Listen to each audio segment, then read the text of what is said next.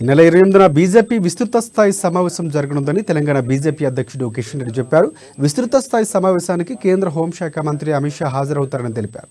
తెలంగాణలో double digit MP స్థానాల్లో BJP గెలుస్తుందంటూ ధీమా వ్యక్తం చేశారు.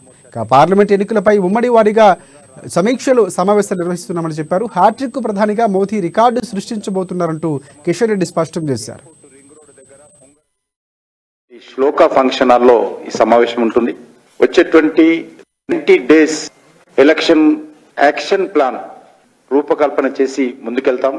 ఈ 90 రోజుల యాక్షన్ ప్లాన్ తో వచ్చేటువంటి పార్లమెంట్ ఎన్నికల్లో పూర్తి స్థాయిలో సంసిద్ధమయ్యే విధంగా ముందుకెళ్లాలని నిర్ణయం తీసుకోవడం జరిగింది. ఇటీవల జాతీయ పదాధికారులు వివిధ రాష్ట్రాల అధ్యక్షులతో ఒక ప్రత్యేక 2 రోజుల సమావేశం 22, 23 2 రోజుల పాటు ఢిల్లీలో జరిగింది.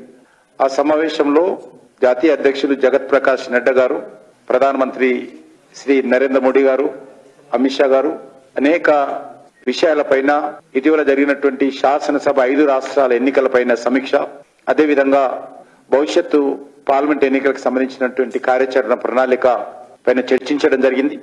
అందులో నిర్ణయంలో భాగంగానే తెలంగాణ రాష్ట్ర స్థాయి విస్తృత స్థాయి నాయకుల సమావేశం 28 జరపాలని నిర్ణయించడం జరిగింది.